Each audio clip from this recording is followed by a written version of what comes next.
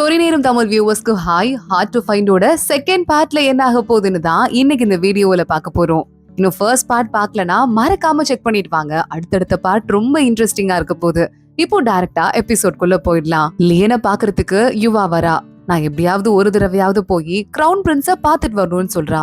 எவ்வளவு தைரியம் இருந்தா அங்க போகணும்னு ஆசைப்படுவ அப்படின்னு லியன் கேட்டுட்டு இருக்க. இல்ல, என்னாலதான் இப்ப அந்த பையன் கல்யாணம் பண்ணிக்க முடியாம போயிடுச்சு. இங்க நடக்கிற எல்லா பிரச்சனைக்கும் நான் தான் காரணம். அவனுக்கு போய் நான் ஒரு விளக்கமாவது கொடுத்துட்டு வரணும்ல, கண்டுக்காம இருந்தா சரியா இருக்காது அப்படின்னு சொல்லிட்டு இருக்கா. சரி அப்ப வா போயிட்டு வரலாம் அப்படின்னு லியன் கூப்பிடுறான். யுவா பாக்குறா, அது எப்படி உன் கூட சேர்ந்து போறது? நான் தனியா போயிட்டு வரேன்னு சொல்ல, உன் லைஃப் எனக்கு சொந்தம், நான் இல்லாம நீ எங்கேயும் போக கூடாதுன்னு லியன் கூடவே கிளம்பி வந்துட்டு இருக்கான். இங்க இன்னொரு பக்கம் கிரவுன் பிரின்ஸ் பயங்கர டென்ஷன்ல தேடிக்கிட்டு இருக்கான். எந்த பக்கம் தான் யுவா போனா அப்படின்னு சொல்லிட்டு. அப்ப வேலைக்காரங்க எல்லாம் வந்து சொல்றாங்க, எங்கயோ தூரமா ஒரு மலைப்பகுதியில வீடு ஒண்ணு கட்டிட்டு அங்க போயிருக்காங்களாம், அந்த பக்கம் தான் தேடி ஆளுங்க போயிருக்காங்களா அப்படின்னு சொல்ல, இவங்க தேடிட்டு ஆளுங்க போகும்போதே ஆப்போசிட்ல லியன் யுவாவை கூட்டிட்டு உள்ள வந்துடுறான். இவங்க பயந்து போயிட்டு வால் எடுத்து ரெடியா வச்சிட்டு இருக்காங்க. கிரவுன் பிரின்ஸ் நேரா போயிட்டு யுவாவை தன்னோட பக்கம் இழுத்துட்டு வந்துடுறான். எவ்வளவு தைரியம் இருந்தா இவ்வளவு கூட்டு போயிருப்ப, இப்பவே உன்னை கொண்டு போடுறேன்னு கத்த ஆரம்பிக்கிறான்.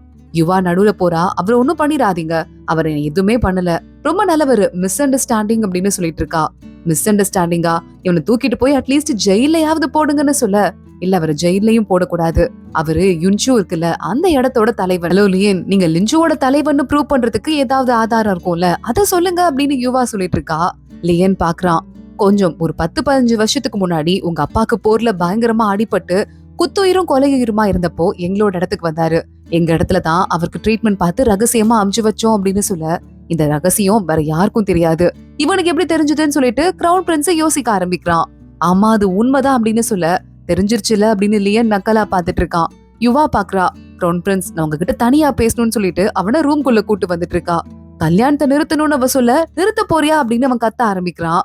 இல்ல, நான் வந்ததாலதான் இங்க இவ்ளோ பிரச்சனை, கேபிட்டல் சிட்டி ஃபுல்லா பிரச்சனையில இருந்துட்டு இருக்கு, கெட்டவங்க எல்லாம் நிறைய ஆகிட்டாங்க, இதுக்கும் மேல என்னால உங்களுக்கு எந்த ஆபத்தும் வரக்கூடாதுன்னு சொல்ல, அதுக்கும் உனக்கும் என்ன சம்பந்தம் இருக்கு, நான் உனக்கு கல்யாணம் பண்றதா அப்படின்னு இவன் ரொம்ப ஸ்ட்ராங்கா இருந்துட்டு இருக்கான்.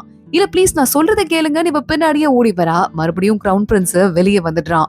நீ இவளை காப்பாத்திருக்க, நான் இல்லன்னு சொல்லல, அதனால போனா போது நானும் உன்னை மன்னிச்சிடுறேன், உங்க ஊருக்கு எங்க அப்பாவை காப்பாத்தினதுக்கு நான் என்ன நன்றி கடன் பண்ணணுமோ அதை பண்ணிடுறேன்.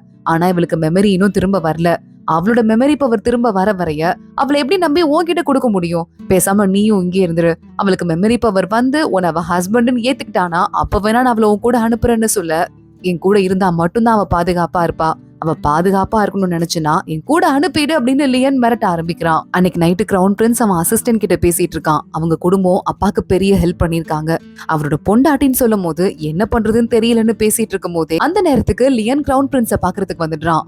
ஒரு நிமிஷம் இல்ல, தப்பிச்சு ஓட வேண்டாம், சில விஷயங்களை உன்கிட்ட பேசணும் அப்படின்னு சொல்லிட்டு லியன் தான் கூப்பிட்டு இருக்கான். உன் குடும்பத்துல அன்னைக்கு கல்யாணத்துக்கு கிஃப்ட்னு சொல்லிட்டு கூட ஒரு ராஜாவோட முக்கியமான பொருளை கொண்டு வந்தல, அது மேஜிக் சீல். அந்த சீலை வைக்கும் போது ஒருத்தங்களோட பாஸ்ட கூட நம்மளால பார்க்க முடியும், அதை யூஸ் பண்ணி நீ பார்த்தா என்ன அப்படின்னு லியன் கேட்க, நல்ல ஐடியா, நான் என் அப்பாட்ட இருந்து அந்த மேஜிக் சீலை வாங்கிட்டு வரேன் அப்படின்னு லியன் சொல்லிட்டு இருக்கான். இந்த 2 பேரும் இங்க சண்டை போடுற மாதிரி மறுபடியும் நிக்கிறாங்க. அது நீ சொல்லக்கூடாது, நான் இன்னும் வேலைக்காரனா அப்படின்னு. அந்த இடத்துக்கு யுவா ஓடி வந்துடுறா. மறுபடியும் அடிச்சுக்கிறீங்களா, ஏன் இப்படி பண்றீங்கன்னு கேட்க, அவன் உன்னை நல்லபடியா பாத்துக்கிற வரைய நான் அவனை எதுவும் பண்ண மாட்டேன்னு கிரவுன் பிரின்ஸ் சொல்லிட்டு இருக்கான். அவளை பாத்துக்கணும்னா இங்க இருந்து நான் அவளை கூட்டு போகணும்னு லியன் சொல்ல, அவளுக்கு ஆபத்தே ஒன்னாலதான், உள்ள வேற யாரும் வரமாட்டாங்க, யாராலையும் அவளுக்கு ஆபத்து வராதுன்னு சொல்ல, போதும் போதும் இங்க பாருங்க, எனக்கு கொல்ல வந்தவனோட முகத்தை நான் பார்த்தேன், என்னால வரைய முடியும், அவனை வரைஞ்சு கொடுக்குறேன், நீங்க தேட ஆரம்பிங்க, மத்ததெல்லாம் அப்புறம் பாத்துக்கலாம் அப்படின்னு யுவா எவ்வளவு தடுத்து நிறுத்த முடியுமோ அவ்வளவு பண்ணிட்டு இருக்கா.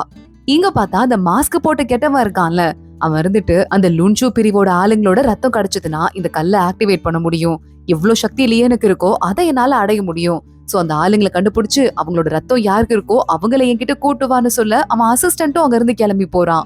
இங்க ராஜாவை பாக்குறதுக்கு கிரவுன் பிரின்ஸ் வந்துடுறான். அப்பா அந்த மேஜிக் சீல கொடுங்கப்பான்னு சொல்ல, ஒரு ராஜா அவரோட வாழ்க்கையில அது ஒரு தடவை தான் யூஸ் பண்ண முடியும், எவ்வளவு தைரியம் இருந்தா அதை என்கிட்ட கேப்ப, ஒரு பொண்ணுக்காக போயும் உன்னெல்லாம் நான் எப்படா கிரவுன் பிரின்ஸ் ஆக்கணும்னு சொல்லிட்டு 2 பேரும் அடிச்சுக்க ஆரம்பிக்கிறாங்க.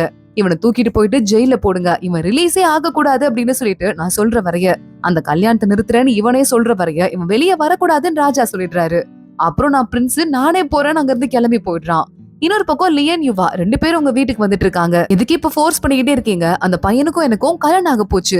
அவனுக்கு பதில் சொல்ல வேண்டியது என்னோட கடமை. அத நான் பாத்துக்கிறேன். நீங்க இந்த பிரச்சனையில தலையிடாம கொஞ்சம் தள்ளி இருந்தாலே எல்லாமே சரியாயிடும்னு சொல்ல, முன்னாடிலாம் நீ இப்படி பேச மாட்ட. இப்போ உனக்கு என்ன ஆச்சோ தெரியலன்னு அங்க இருந்து கோச்சிட்டு லியன் வெளியே போயிடுறான். தனியா வெளியே போய் மியூசிக் வாசிக்கிறான். அப்ப அவனோட அசிஸ்டன்ட் பொண்ணு வரா. சின்ஷா இவ பேரு. உங்களுக்கு ஒரு மாதுளம் பழம் கொண்டு வந்திருக்கேன்னு கொடுத்துட்டு நான் யுவா மேடம்க்கு ஒண்ணு கொடுக்கவான்னு கேட்க, அவளுக்கு தான் ரொம்ப பிடிக்குமே. சரி போய் கொடு அப்படின்னு லியன் சொல்லிடுறான். அவ வேற உன் உயிரை ஒரு தடவை காப்பாத்திருக்கா, நீ என்ன வேணா பண்ணலான்னு. உடனே அந்த பொண்ணும் அங்க இருந்து மாதுளம் பழத்தை குடுக்கறதுக்காக போயிட்டு இருக்கா. இங்க பார்த்தா லியனை தேடி அவனோட ரூமுக்கு தான் யுவா வந்திருப்பா போல. கதவை தட்டிட்டு வெளியே வெயிட் பண்றா. சின்ஷா அங்க வந்துடுறா. உங்களுக்கு நான் மாதுளம் பழம் குடுக்கறதுக்காக வந்திருக்கேன் அப்படின்னு சொல்ல, அத வாங்கிட்டு யுவா 2ஆ பிரிச்சு நீ பாதி சாப்பிடுமா அப்படின்னு சின்ஷா கிட்டே கொடுத்துடுறா. நீங்களும் சாப்பிடுங்க, நீங்க சொல்லி தந்தீங்களே அந்த மாதிரி சாப்பிடலாமா அப்படின்னு ஒரு மாதுளையை எடுத்து அப்படியே இது மேல தூக்கி போட்டு வாயில கேட்ச் பண்ணிட்டு இருக்கா. இப்படிதான் நீங்க சாப்பிட சொல்லி கொடுத்தீங்கன்னு. ஓ இப்படியா நான் சாப்பிடுவேன், எனக்கு நிஜமாவே ஞாபகம் இல்லைன்னு அதே மாதிரியே யுவா சாப்பிடுறதுக்கு ட்ரை பண்றா. இது தூரமா இருந்து லியன் பாத்துட்டு இருக்கான். பார்த்ததுமே அவனுக்கு பிளாஷ்பேக் ஞாபகம் வந்துருது. இவங்க 2 பேரும் கல்யாணம் பண்ணிட்டு இருக்கும் போது இவன் தான் மாதுளம் பழத்தெல்லாம் கொஞ்சம் கொஞ்சமா உரிச்சு கொடுத்து இந்த முத்தெல்லாம் இப்படி தூக்கி போட்டு அப்படியே வாயிலே கேட்ச் பண்ணும், அப்பதான் ஃபன்னா இருக்கும்னு சொல்லி கொடுத்திருக்கான். அதை ஞாபகம் வச்சுட்டு இவ அதை ஃபாலோ பண்ணிருக்கா. வேலைக்கார பொண்ணுக்கும் சொல்லி கொடுத்திருக்கான்னு நினைக்கும் போது லியனுக்கு கொஞ்சமா மனசு சாஃப்ட் ஆக ஆரம்பிக்குது. அவன் அவளையே சிரிச்சிட்டு பாத்துட்டு இருக்க. யுவா திரும்பி அவனை பாத்துடுறா. 2 பேரும் மாறி மாறி ஒருத்தங்க பாத்துட்டே இங்க நிக்கிறாங்க. வேலைக்கார பொண்ணு அங்க இருந்து கிளம்பி போயிட லியன் பக்கத்துல வரான். ஒரு நிமிஷம் அப்படின்னு சொல்லிட்டு நம்ம யுவாவோட சட்டைய வந்துட்டு ஷோல்டர் கிட்ட இறக்க ஆரம்பிக்கிறான். என்ன பண்றீங்க அப்படின்னு அவ ஒரு பக்கம் ஷாக் ஆயிட்டு இருக்கா. ஒரு நிமிஷம் அப்படின்னு சொல்லிட்டு அந்த பிரான்ச் ஒருவேளை இவளோட எலும்போட எலும்பா இருக்கா, ட்வின் பிரான்ச், அதை நான் தேடி பாக்குறேன் அப்படின்னு சொல்லிட்டு தேட ஆரம்பிக்கிறான். ஒருவேளை எனக்காக அவ எலும்போட எலும்பா அந்த பிரான்ச்ச உருக்கி வச்சிட்டு இருப்பாளோ அப்படின்னு சொல்லிட்டு. ஆனா இருக்கிறதுக்கு வாய்ப்பு கிடையாது. அப்படி யாராவது பண்ணாங்கன்னா ஒருத்தங்க உயிரை காப்பாத்துறதுக்காக இன்னொருத்தங்க உயிரை தரத்துக்கு ரெடியா இருந்தா மட்டும்தான் அப்படி பண்ண முடியும். ஆனா அவ அந்த மாதிரி பண்ணல. ஒருவேளை அவ இப்படி பண்ணியிருந்தானா இந்நேரத்துக்கு உயிரோட இருந்திருக்கவே மாட்டா. வாய்ப்பில்லைன்னு சொல்லிட்டு லியன் அங்க இருந்து கோச்சிட்டு போயிட்டே இருக்கான். அடுத்த நாள் யுவா உட்காந்து தலை வாரிட்டு இருக்கா. அங்க அவளோட பவுடர் எடுத்து பாக்குறா. மேக்கப் எல்லாம் மாதுளம் பழம் யூஸ் பண்ணி தான் செய்வான்னு லியன் ஆல்ரெடி சொன்னால. நேத்தும் அந்த சின்ஷா மாதுளம் பழம் கொடுத்தா.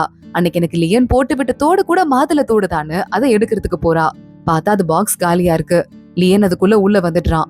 இந்த பாக்ஸ்ல தான் அந்த பிரான்ச் இருக்குல்ல, ட்வின் பிரான்ச்ச வைக்கணும். அது கிடைச்சதுமா இதுல தேடி வச்சிருன்னு சொல்ல, நான் தேடிட்டு தான் இருக்கேன். அம்மா நீங்க எதுக்கு கதவை தட்டாமலே வரீங்க, ஒரு பொண்ணோட ரூம்குள்ள எப்படி வரணும்னு தெரியாதா அப்படின்னு கத்த ஆரம்பிக்கிறா. லியன் போனா போதுன்னு பக்கத்துல இருக்க கட்டைய தட்டிட்டு இப்ப வரலாமான்னு கேட்டுட்டு இருக்கான். இவளுக்கு பாக்குறதுக்கே கொஞ்சம் கடுப்பாதான் இருந்துட்டு இருக்கு.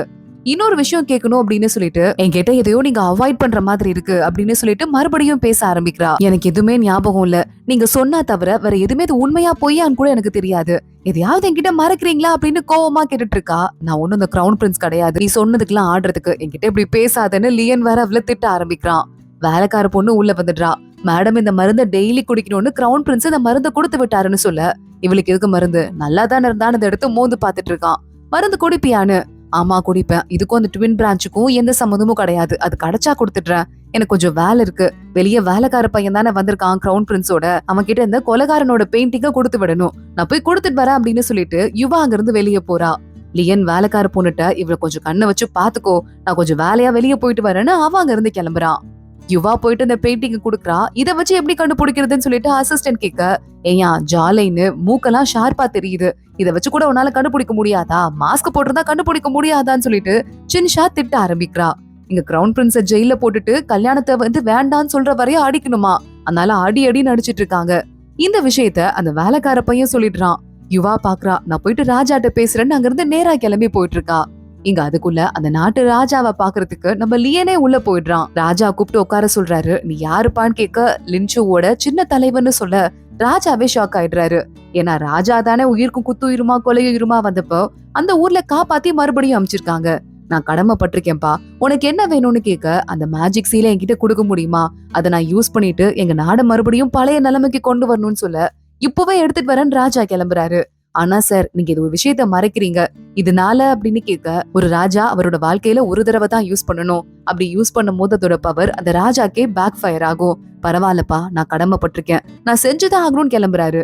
லியன் பாக்குறான். இல்ல சார் வேண்டாம், உங்ககிட்ட இருக்க நன்றியை யூஸ் பண்ணிக்கிட்டு அதுல பலன் அடைஞ்சு உங்களையே நான் வந்து மாட்டி விடுறதுக்கு விரும்பல, முடிஞ்சா நீங்க செய்யுங்கன்னு தான் சொல்ல வந்தேன், மத்தபடி இப்போ ஒன்னும் ப்ராப்ளம் இல்ல, மத்தபடி என் நாட்டை மறுபடியும் காப்பாத்துறது என்னோட பொறுப்பு, இங்க இருந்து கிளம்புறேன்னு சொல்லிட்டு வெளியே வந்துட்டு இருக்கான். ஆப்போசிட்ல அங்க யுவா நிக்கிறா. ராஜா பாவம், அவர் ஒண்ணும் பண்ணல கிரவுன் பிரின்ஸ். தப்பு பண்ணதெல்லாம் நான் தான். இந்த கல்யாணத்தை அவர் என்ன வேணான்னு சொல்றது, நான் வேணான்னு சொன்னாலும் இந்த கல்யாணம் நடக்காது. நான் கேன்சல் பண்ணிடுறேன் அப்படின்னு சொல்ல, யாரு கேன்சல் பண்ணாலும் 3 நாள் நாங்க கட்டி வைப்போம்.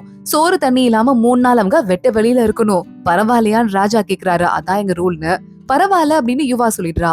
இந்த பிரச்சனைக்கு காரணம் நாதாங்கிறதால தண்டனைய நாதான் அனுபவிக்கணும்னு.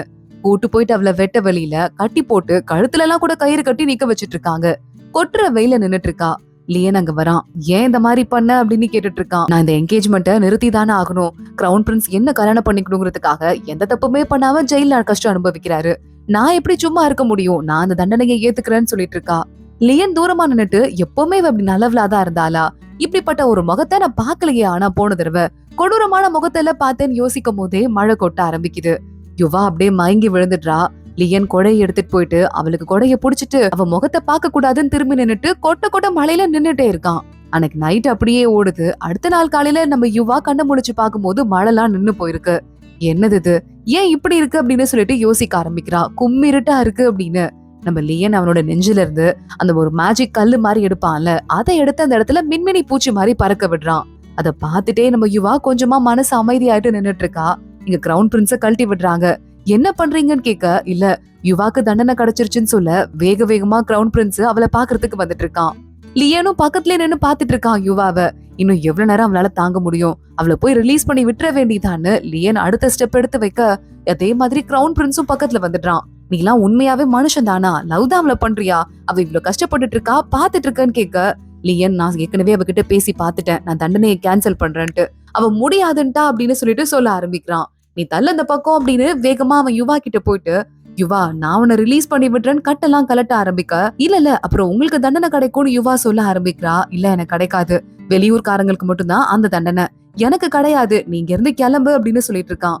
நான் கல்யாணத்துக்கு ஏற்பாடு பண்ணது என் தப்பு தான், அடுத்தவங்க பொண்டாட்டின்னு தெரியாம நான் ஏற்பாடு பண்ணிட்டேன், இந்த கல்யாணம் நடந்தே இருக்க கூடாது, கல்யாணத்தை பத்தி நான் பேசியே இருக்க கூடாதுன்னு கிரவுன் பிரின்ஸ் சொல்லிட்டு இருக்கான்.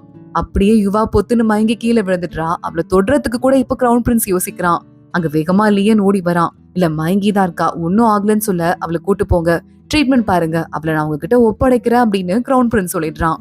லியன் அவளை அங்க வந்து கூட்டு போயிடுறான். பார்த்தா அடுத்து கிரவுன் பிரின்ஸ்க்கு தண்டனை கொடுத்துடுறாங்க. 3 நாள் இவ சோறு தண்ணி இல்லாம கட்டி போடப்பட்டு கிடக்கணுமா. யுவாக்கு வாயெல்லாம் அப்படியே வறண்டு போயிருக்கு, 3 நாள் தண்ணியே குடிக்காம. அதனால கொஞ்சம் கொஞ்சமா தண்ணி எல்லாம் வச்சு விட்டுட்டு அவளுக்கு வந்து ட்ரீட்மெண்ட் பார்க்க ஆரம்பிக்கிறான் லியன். அதுக்குள்ள யுவா ஏஞ்சிடுறா. தண்ணி வேணும்னு கேட்டுட்டு இருக்கா. லியன் கொடுத்ததும் கடன் குடிக்கிறா. கஞ்சி குடி அப்படின்னு அதை கொடுக்க, கஞ்சி நாறுது அப்படின்னு யுவா சொல்றா. கஞ்சி நார்ல, 2 நாள் மழை வேர்வன் இருந்ததால ஓ மேலதான் நாறுது அப்படின்னு அவளை வெளியே கூட்டு போறான். போங்க தண்ணியில குடி, ஹாட் ஸ்பிரிங் தான், ரொம்ப நல்லா இருக்கும்னு சொல்ல, ஒரே ஒரு ஹெல்ப்னு சொல்லிட்டு யுவா ஒரு கேள்வி கேக்குறா. இன்னும் முதுகு தேய்ச்சி ஒண்ணுமான்னு லியன் நக்கல் பண்றான். அதுனா நான் சின்சாட்ட கேட்டிருப்பேனே, எனக்கு தலைக்கு தேய்க்கிறதுக்கு செம்பருத்தி பூவும் இலையும் வேணும்னு சொல்ல, ஒரே தொல்லை உன்னோடுன்னு சொல்லிட்டு லியன் அங்க இருந்து எடுக்க போயிட்டு இருக்கான்.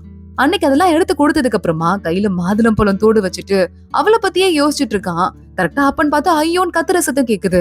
வேகமா லியன் கிளம்பி வெளியே போறான். யுவா எங்க போனானே தெரியல. தண்ணிக்குள்ள தண்ணியில இவனும் இறங்கி தேட ஆரம்பிச்சா. யுவா தண்ணிக்குள்ள இருந்து வெளியே வரா. இந்த கல்லு டக்குன்னு கால்ல இடிச்சிருச்சு, அதான் கத்திட்டு கீழே விழுந்துட்டேன்னு சொல்லிட்டு கல்ல கூட தேடி எடுத்துட்டு வந்துட்டேன். நீங்க இங்க என்ன பண்றீங்கன்னு கேட்க, இருட்டா இருக்கு, என்னால உன்னை பார்க்க கூட முடியாது, நான் உன்னை ஒண்ணும் பண்ண மாட்டேன்னு லியன் சொல்லிட்டு இருக்கான். அன்னைக்கு பனி கொட்ட ஆரம்பிக்குது.